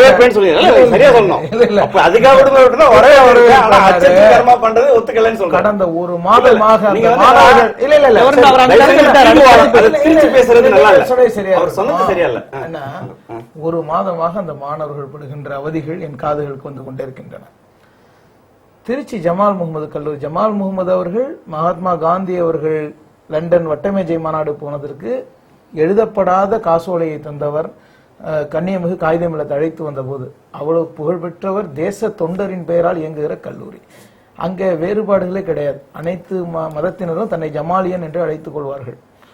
ஆனால் அந்த விடுதியில தங்காம வெளியில மாணவர்கள் தங்கியிருப்பார்களா, அன்றாட சோதனைகள். நாங்க போய் காவல்துறை உயரதிகாரிகிட்ட முறையிட்டோம். தமுமுக மாவட்ட நிர்வாகிகள் போய் சொன்ன போது, படிக்கின்ற மாணவர்களுக்கு சோதனை வேண்டாம், எந்த நேரமும் நள்ளிரவு எல்லாம் போய் நரேந்திர மோடி வருகையை முன்னிட்டு மாணவர்களை அழைத்து கொண்டு வருவது, விடுதிகளில் போய் சோதனையிடுவது இது போல தொந்தரவுகள் இருக்கின்றது என்று சொன்ன போது காவல்துறை அதிகாரி சொல்லிவிட்டார், எங்கள் கட்டுப்பாட்டில் இல்லை, மத்திய பாதுகாப்பு படை வசம் போய்விட்டது, எங்களால இதை தடுக்க முடியாது என்று சொல்லிவிட. அதனாலதான் நான் தமிழ்நாடு காவல்துறை இப்படி செய்வதாக தோழர் சொன்னபோது நான் குறுக்கிட்டதற்கு காரணம், தமிழ்நாட்டு காவல்துறை அதிகாரிடம் நாங்கள் தொடர்பு கொண்டு ஏன் மாணவர்களை தொந்தரவு செய்கிறீர்கள் என்று கேட்டபோது பாதுகாப்பு மத்திய பாதுகாப்பு படை வசம் போய்விட்டது, நாங்கள் ஒன்றும் செய்ய முடியாதுன்னு சொல்லிட்டாங்க. மாணவர்களுக்கு பெரிய இடைஞ்சல். நீங்க சொன்னீங்களே அது நடந்திருந்தா நாங்க வரவேற்போம், நாங்க நடத்திய அச்சத்தின் காரணமாக நாங்கள் விடுமுறை விட்டதை ஏற்கவில்லை, மத ரீதியாக பிரிக்கிறார்கள் என்றுதான் ஆதங்கப்படுகிறார் என்று சொன்னார் அல்லவா. திருச்சிக்கு இவர்கள் கூட்டம் புதிதல்ல, ஏற்கனவே விஸ்வ இந்து பரிஷத்தினுடைய மாநாடு நடந்தது, அதுல திரிசூலம் விநியோகம் நடந்தது, அதுல அசோக் சிங்கால் வெளிப்படையாக அறிவித்தார், பிரவீன் தொகாடியா கலந்து கொண்டார், காஞ்சி சங்கராச்சாரியார் அவர்களும் கலந்து கொண்டார்கள். ஒரு முனை முஸ்லிம்களுக்கு, இன்னொரு முனை கிறிஸ்தவர்களுக்கு, மூன்றாவது முனை நம்ம தோழர் திரு போன்றவர்களுக்கு, அதாவது மதசார்பற்ற இந்துக்களுக்கு, நெற்றிக்கோடு இல்லாத இந்துக்களுக்கு என்று ஒரு சொல்லி பாவம் அவரை அலைஞ்சிட்டு வந்திருக்காரு. மதசார்பற்ற இந்துக்களுக்கு என்று மூன்றாவது முனையை சொன்ன போது யாரு தாங்க அச்சப்படாம இருக்க முடியும்? அதாவது தோழர் RSS அமைப்புல இருந்திருக்காங்க, அங்க சாகா பயிற்சி, சாகடிக்கிற பயிற்சி, இது போன்றலாம் நீங்க மிலிட்டண்டா உருவாக்குறீங்க. நீங்கள் இது மாதிரி பயமுறுத்தக்கூடிய இன்டிமிடேட் பண்றீங்க எங்களுக்கு. அதாவது மோடியின் இதுல போராக்கள் வரலையா, ஷியாக்கள் வரலையா கேக்குறாங்க. அதாவது பெட்டிக்கடை வைத்திருக்கின்ற ஒருவன் பேட்ட தாதாவை பார்த்து வணக்கண்ணேன்னு சொன்னா அதுக்கு என்ன அர்த்தமோ அதுதான் அங்கே வரக்கூடியவர்களுடைய அர்த்தம். நீங்கள் காட்டி விட்டீர்கள், உங்களை பகைத்துக் கொண்டால் அங்கே வாழ முடியாது என்கின்ற அச்சுறுத்தலை உருவாக்கி இருக்கிறீர்கள் என்பதுதான் குற்றச்சாட்டு. இப்படி அச்சுறுத்தக்கூடியதோ இரும்பு மனிதருங்கிறாங்க. இரும்பு மனிதர் தேவையில்லைங்க, இலகிய மனம் கொண்டவன் தான் நாட்டுக்கு தலைவராக வர வேண்டும். அந்த குஜராத் சிறுபான்மை மக்கள் மத்தியில் மோடி ஒரு பிரதமராக வரும் பட்சத்தில் ஒரு அச்சம் இருக்கிறதா? அச்சத்தை விதைக்கின்றவர் நினைக்கிறேன். இதுல இந்தியா இந்து ஒரே தேசம், ஒரே மொழி, ஒரே சட்டம் அப்படிங்கறத பேனர்ல நாங்க பாக்குறோம். இது பல் தேசிய இனங்களுடைய யூனியன் தான். நாங்க தான் சொல்றோம், நாங்க தமிழன் தான். எங்களுக்கு முதல்ல எங்களுக்கு இந்துவா இந்தியாவா அப்படிங்கறதுல அதுக்கு அப்புறம் எங்களுக்கு ஒரு மொழியெல்லாம் இங்க கிடையாது. தமிழ் மொழி இங்க கண்டுபிடிச்ச இந்திய ஒரு நரேந்திர மோடி பேசின இந்தியை விட பழங்காலத்தோட மொழி. எங்களுக்குன்னு ஒரு பண்பாடு இருக்கு, எங்களுக்குன்னு ஒரு அரசு இருந்திருக்கு, எங்களுக்குன்னு ஒரு பழக்க வழக்க வாழ்வை முறை இருந்திருக்கு. அதெல்லாம் ஒரே நாடு ஒரே மொழியெல்லாம் வச்சு பேச முடியாது. 1.5 லட்சம் தமிழன் செத்து போனப்ப கூட நின்று வேடிக்கை பார்த்த கட்சி தான் அந்த கட்சி. அந்த கட்சியுடைய அந்த ஒரே இது எல்லாமே ஒண்ணுன்னு சொல்லக்கூடிய பன்மை தன்மையை உடைக்கக்கூடியதை நாங்க கடுமையாக எதிர்க்கிறோம். அதுக்கு அதை சொல்வதற்கான அப்படிப்பட்ட ஒரு பாசிசத்தை, அது பாசிசம் தான். அது எனக்கு வேற எந்த அடையாளமும் கிடையாது. நான் சொல்ற அடையாளத்தை தான் நீ வச்சுக்கணும்னு சொல்லக்கூடிய ஒரு கட்சியை நாங்க இந்துவாக இரு என்று சொல்லுகிறேன். எல்லாமே நீங்க தமிழன இந்துவாருன்னு சொல்றாங்க. தமிழன் இந்து கிடையாது, நாங்கள் இந்து கிடையாது. நாங்கள் உங்களுடைய கடவுள் வேறு, எங்க கடவுள் வேறு, எங்களுடைய வாழ்க்கை முறை வேறு. நீங்கள் வேறு, நாங்கள் வேறு. நீங்க 1.5 லட்சம் பேர் இன்னைக்கு RSS உடைய பிரஸ் ரிப்போர்ட் நான் எடுத்து கொடுக்குறேன். போன வருஷம் உங்களோட பிரஸ் ரிப்போர்ட் எடுத்து தரேன். பாகிஸ்தான்ல இருக்க இந்துக்கள் கொலை செய்யப்பட்டதை பத்தி பட்டிருக்காங்க, பங்களாதேஷ் பத்தி கொடுத்திருக்காங்க, பர்மால துன்புறுத்தப்படுத்தி கொடுத்திருக்காங்க. ஆனால் இலங்கையில 1 லட்சம் பேர், மலேசியா பத்தி கொடுத்திருக்காங்க. 1.5 லட்சம் பேர் தமிழர்கள் அங்க படுகொலை செய்யப்பட்ட பொழுது அவர்கள் இந்துக்களாகவும் இவர்களுடைய கணக்கு வச்சு பார்த்தப்ப ஒண்ணுமே பண்ணல. இன்னைக்கு வரைக்கும் எதுவுமே செய்யல. இன்னைக்கு வரைக்கும் காங்கிரசினுடைய இலங்கை சார்ந்த கொள்கை தான், வெளியுறவு கொள்கை தான் எங்களுடைய கொள்கை சுஷ்மா ஸ்வராஜ் சொல்றாங்க. அப்படின்னா அவர்களுக்கு இலங்கை பிரச்சனையில் காங்கிரசும் பிஜேபியும் ஒண்ணுங்கிறீங்க. 2 பேரும் ஒண்ணுதான். நீங்க எல்லா விஷயத்திலும் பொதுமக்கள் கருத்து கேட்டு. வணக்கம், திறன்பட பேசு. வணக்கம். இணைப்பில் இல்லை. அதாவது அத்வானியும் மூத்த பாரதிய ஜனதா கட்சி தலைவர் சொல்றாங்க, நாங்களும் ஆரியர்கள், சிங்களர்களும் ஆரியார்கள், எங்களுக்கு ஒரு பாரம்பரிய ஒரு உறவு இருக்குன்னு சொல்றாங்கன்னா, ஒரு கொலகாரனை கூட்டு வச்சுட்டு நாங்க பாரம்பரிய உறவு இருக்குன்னு சொல்றாங்கன்னா அந்த கட்சியை தமிழ்நாட்டில் விடக்கூடாது என்பதற்கான இன்று காலையில கருப்பு கொடி போராட்டம் நடத்தணும். அப்படிப்பட்ட ஒரு அயோக்கியத்தனமான ஒரு கட்சியை நீங்க ஒரு 1.5 லட்சம் பேர் செத்து போன ஒருத்தனுக்கு ரெட் கார்பெட் கொடுத்து நீங்க சாஞ்சியில கொண்டாந்து உட்கார வைப்பீங்க அப்படின்னீங்கன்னா, இப்பொழுது சொல்கின்றேன், நரேந்திர மோடி சொல்றார் மீனவர் பிரச்சனையில் உறுதியான மத்திய அரசு இல்லைன்னு சொல்லிட்டு 2002 2004 ஆட்சியில் இருந்து போல மிக அதிக அளவிற்கான மீனவர்கள் சுட்டுக் கொலை செய்யப்பட்டார்கள். என்ன பண்ணாங்க? பாகிஸ்தானை பத்தி இங்க பேசிட்டு இருக்காரு. பாகிஸ்தான் எங்களுக்கு கவலையே கிடையாதுங்க. 4000 கிலோமீட்டர் அந்த பக்கம் இருக்க பாகிஸ்தான் எங்களுக்கு எந்த கவலையும் கிடையாது. உனக்கு 4000 கிலோமீட்டர் தள்ளி இருக்கக்கூடிய இலங்கையை பத்தி உனக்கு எந்த அக்கறையும் கிடையாதுனால் எனக்கு பாகிஸ்தானை பத்தி கவலையே கிடையாது. எனக்கு பாகிஸ்தான் என்ன உறவு இருக்குது? எனக்கு என்ன உறவு இருக்கு? எங்க உறவு கிடையாது. நீங்க சொல்லக்கூடாது, அது நீங்க சொல்லக்கூடாது, அதை ஒரு இந்து சொல்லக்கூடாது, ஒரு காந்தியை சுட்டு கொலை செய்த நீங்க சிங்களவர்கள் ஆரிய உறவுன்னு சொன்னீங்கன்னா, சிங்களவர்கள் ஆரிய உறவுன்னு சொன்னா நீங்க உள்ள வராதீங்க. நீங்க சிங்களவர்கள் போய் சேர்ந்துங்க. நீங்க இலங்கைக்கு போங்க. உண்மை அத்வானி இலங்கைக்கு போக சொல்லுங்க, நரேந்திர மோடி இலங்கைக்கு போக சொல்லுங்க. மன்னிக்கணும், நீங்க சாஞ்சி கூட்டு வரீங்கல்ல, நீங்க போங்க. சாஞ்சி கூட்டிட்டு வர இல்ல அவர் கேட்கிற இல்ல சாஞ்சிக்கு ராஜபக்சே கூட்டி வந்ததை நீங்க எப்படி பாக்குறீங்க? அதனால சொல்றேன் நானு. கொலைகார கூட்டம் அது. உண்மை பேசுறதே இல்ல அப்படின்னு என்ன உண்மை? ராஜபக்சே கூட்டி வந்தது உண்மைதானே? செய்தியில வந்திருக்கு. நீங்க அவங்க மாதிரி நீங்களும் பேசினா நான் சொல்றேன் தெரியல.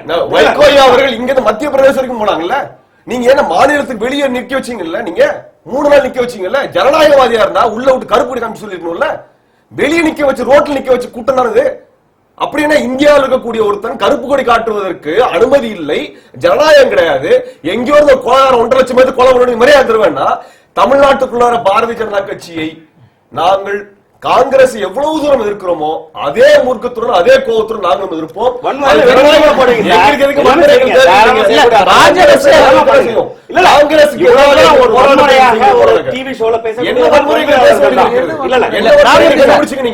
ராமூர் சார் இப்ப வந்து நான் சொல்ல வந்த விஷயமே அதான். இந்த நாட்டுல வந்து இருக்கின்ற கருப்பு பணம் முக்கியமான பிரச்சனை, ஊழல் முக்கியமான ராஜபக்சே கூட்டி வந்து தமிழர்களுடைய பிரச்சனை சொல்றாங்க. தமிழர்களுடைய பிரச்சனை வந்து நாங்கள் வந்து அட்டன் பண்ணலன்றது இலங்கை. அதனாலதான் நான் கேட்டேன், இலங்கைக்கு இவர்கள் யாராவது ஒரு நாளாவது போயிருக்க முடியுமா? இன்றைக்கு வந்து விக்னேஸ்வரன் வந்து அங்க வந்து முதலமைச்சராக தேர்ந்தெடுக்கப்பட்டிருக்கின்றார். இன்றைக்கு இலங்கையில மிக அதிக ராஜபக்சேவை நீங்கள் நேரடியாக கேட்கிறாங்க. சொல்றது கேளுங்க. இன்றைக்கு இலங்கையில மிக அளவில் பொது தொண்டு சேவை செய்கிறது யார்? அதாவது அரசாங்கத்திற்கு அடுத்தபடியாக மிக அதிகமாக பொது சேவை RSS இயக்கத்தின் இலங்கையில் RSS இருக்கு. இலங்கையில ஹிந்து சேவா சங்கம் என்ற பெயரிலே மிகப்பெரிய புனர்நிர்மாணம் இல்ல இவர் சொல்றாரு இலங்கை ராஜபக்சேவை எதற்காக பாரதிய ஜனதா ராஜபக்சே கூப்பிட்டாங்க? ஒரு நிமிஷம் சார், எதுக்கு கூப்பிட்டு சார் நீங்க கேள்வி கேட்டு இருந்தா நான் பதில் சொல்றேன். சொல்லுங்க சார்.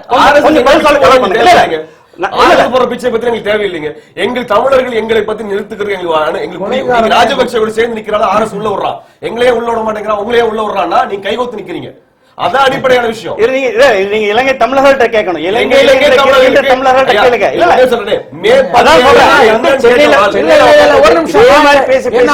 பதிவு செய்யறேன். இவர் இலங்கை தமிழர்கள், இலங்கையில இருக்கக்கூடிய இந்து தமிழர்கள்ட்ட கேளுங்கன்னு இப்ப பிரிப்பது யார்? இலங்கையில இருக்க தமிழர்களுக்கு பிரிப்பது மன்னிக்கணும், நான் இந்துன்ற வார்த்தை இலங்கையில இருக்க தமிழர்களை கேளுங்க தான் சொன்னேன் தவிர்த்து இந்து தமிழர். அதாவது பேசிட்டு இருக்கும் போதே ஒரு விஷயத்தை தவறான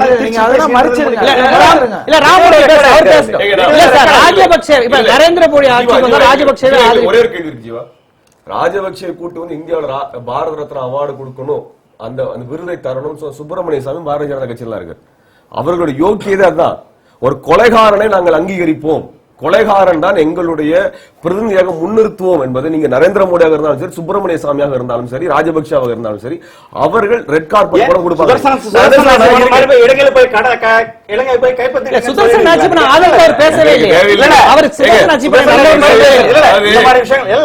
உண்மையிலே வந்து என்னன்னா இன்றைக்கு இலங்கையில நிலைமை என்ன விவரங்கிறது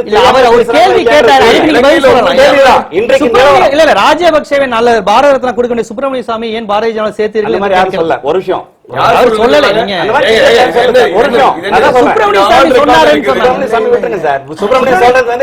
பாலிசி கிடையாது. சுஷ்மா ஸ்வராஜ் தானே ராஜபக்சே. இப்ப வந்து நீங்க வந்து என்னன்னா நீங்கள் விரும்புறீர்களோ இல்லையோ தமிழர்கள் பிரபாகரனுக்கு வந்து தோல்வியே கிடையாதுன்னு சொல்லிட்டு மிக அதிக அளவில் பிரபாகரனை பத்தி அவர் பேசவே இல்லையா? ராஜபக்சேவை ஏன் ஆதரிக்கல கேட்டாங்க. என்ன பேச விட்டாரு. நீங்க கேள்வி கேட்கும் போது நான் பதில் வந்து உங்க கேள்வி அவர் 10 நிமிஷமா கேட்டுக்கிட்டு இருக்காங்க. அதுக்கான பதில் இன்றைக்கு தேதிக்கு வந்து உங்களுக்கு விருப்பம் இருக்கின்றதோ இல்லையோ சிங்களர்களுக்கான ஒரு தலைவராக ராஜபக்சே தான் இருக்கின்றார். அந்த இடத்துல வந்து என்னன்னா நீங்கள் திரும்ப போய் வந்து என்னன்னா நாங்க வந்து தமிழீழம் தான் தீர்வு அப்படின்னு சொல்லிட்டா தமிழீழத்துக்கான தீர்வை வந்து என்னன்னா எதை அடிப்படையாக நீங்க முன்வைப்பீர்கள்? குறைந்தபட்ச அதிகாரம் தமிழர், அதாவது ஏற்கனவே 1.5 லட்சம் தமிழர்கள் வந்து இறந்து விட்டார்கள். இருக்கின்ற தமிழர்களை பாதுகாப்பதற்கான திட்டம் தீட்ட வேண்டுமா, இல்ல இருக்கின்ற தமிழர்களை அழித்து ஏற்றுக்கொண்டு விட்டீர்கள்? இதைத்தானே காங்கிரஸும் சொல்றாங்க. ராஜபக்சே காங்கிரஸும் அதை தானே சொல்றாங்க. நீங்க வந்து எதற்கான அடிப்படையான விஷயங்கிறது முக்கியமா முன்வைக்கணும். நீங்க நவாஸ் ஷெரீப் கூட பேசுவீங்க இல்ல நீங்க நவாஸ் ஷெரீப் கூட பேசுவீங்க. தலைப்பே தமிழ்நாட்டில் நரேந்திர மோடி தமிழர் பிரச்சனை நரேந்திர மோடி ராஜபக்சே கூட பேசாம இலங்கை தமிழர்கள் பிரச்சனை எப்படி தீர்க்க முடியும்? காங்கிரஸ் இருக்கின்ற வித்தியாசம் காங்கிரஸ் வந்து கொல்ல சொல்லி தூண்டி ஆயுதங்கள் கொடுத்தார்கள். நீங்க அதை சொல்லல. இல்ல இல்ல இல்ல இல்ல பாரதிய ஜனதா கட்சி ஆயுதங்கள் கொடுக்கல. நிச்சயமாக அங்கே தமிழர்களுக்கான புனர் நிர்மாண பணிகளிலே மிக அதிகமாக நாங்கள் தான் செயல்பட்டு கொண்டு இருக்கின்றோம். யார் நாங்கள் தமிழர்கள் காப்பார்கள் என்று சொல்வார்களோ அவர்கள் அழிவுக்குத்தான் காரணமாக இருந்தார்கள். நீங்க இளைய தமிழர்கிட்ட கேட்கணும். நான் தான் தமிழன், நான் தான் தமிழனுக்கு நம்மளுக்கு வாழ்க்கை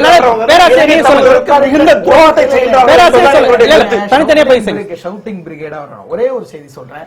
இன்று திருச்சியில மோடி அவர்கள் பேசும்போது சொல்றார், இந்திய ராணுவத்தின் தலையை வெட்டி எடுத்து செல்லக்கூடிய பாகிஸ்தானோடு கோழிக்கறி சாப்பிட்டுட்டு உரையாடல் நடத்துறாங்க பிரதமர், இது முறையான்னு கேட்கிறார். யாரு?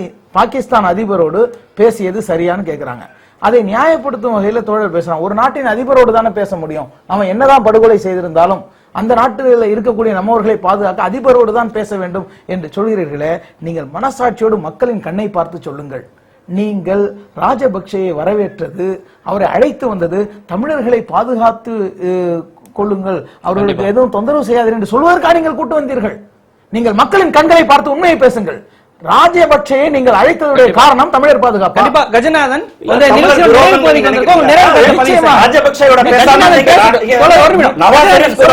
அந்த பிரச்சனையை தீர்க்க முடியாது. அல் கொய்தா கூட பேசி அந்த பிரச்சனையை தமிழருடைய பிரச்சனை தீர்க்கணும்னா நிச்சயமா காங்கிரஸ் தரப்பு ஒரு நிமிஷம். கஜநாதன் சொல்லுங்க, நிறைவு பகுதிக்கு சுருக்கமா சொல்லுங்க. நிறைவு பகுதிக்கு வந்துட்டோம். சொல்லுங்க சார், சொல்லுங்க. இந்த விவாதத்தினுடைய நிறைவு பகுதிக்கு வந்திருக்கோம். உங்க நிறைவு கருத்தை விரைவா பதிவு செய்யுங்க. நரேந்திர மோடி தமிழ்நாட்டில் அவரால் ஏதாவது செய்ய முடியுமா? அவருடைய இங்கே நரேந்திர மோடி எடுபடுவாரான்றதான் நம்ம ஆய்வு பண்ணிட்டு இருக்கோம்.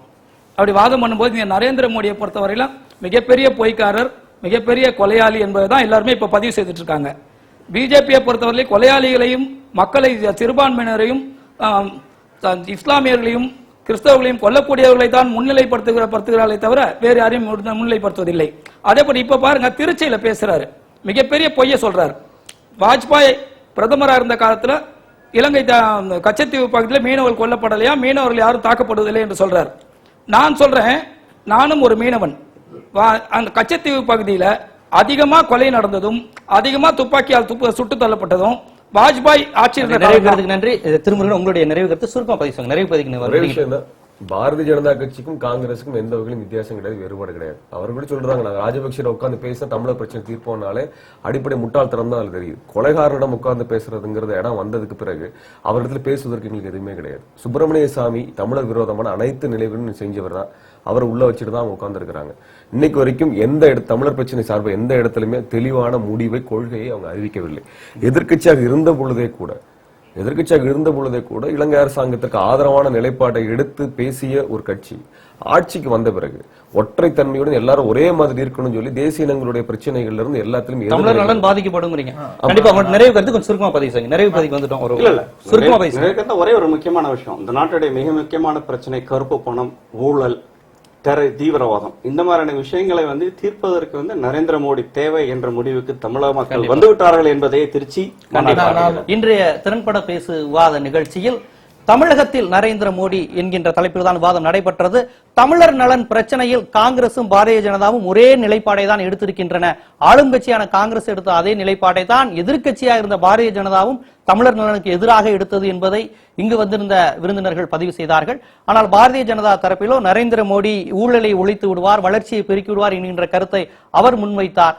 ஆனால் இங்கு வந்திருந்த தமுமுக போன்றவர்கள் சிறுபான்மை மக்களுக்கு இப்போதே பிரதமர் வேட்பாளராக அறிவித்து விட்ட இந்த நேரத்தில் இருந்தே சிறுபான்மை மக்களுக்கு ஒரு அச்சமான சூழல் நிலவி கொண்டிருக்கிறது. தாழ்த்தப்பட்ட மக்களுக்கும் பிற்படுத்தப்பட்ட மக்களுக்கும் இடஒதுக்கீடு அச்சுறுத்தலாக இருக்கின்றது.